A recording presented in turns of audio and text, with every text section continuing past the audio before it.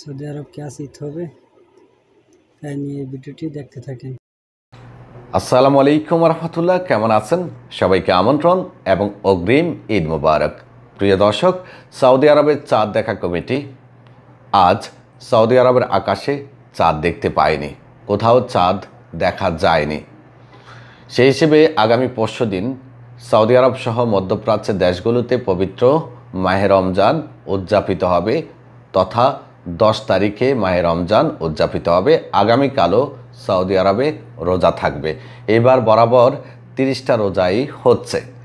এই বিষয়টি নিশ্চিত হয়েছে আমরা সৌদি হারামাইন শরীফ আইনের অফিসিয়াল ফেসবুক পেজ থেকে, এবং সৌদি আরবের সবগুলো গণমাধ্যমেই নিশ্চিত করা হয়েছে সৌদি আরবের আকাশে কোথাও চাঁদ দেখা যায়নি।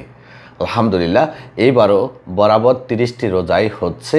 আগামী পরশুদিন 10 এপ্রিল সৌদি আরবে পবিত্র মাহে রমজানের ঈদ উদযাপিত হবে। সবাইকে অগ্রিম ঈদ মোবারক। আবারও আল্লাহ হাফেজ।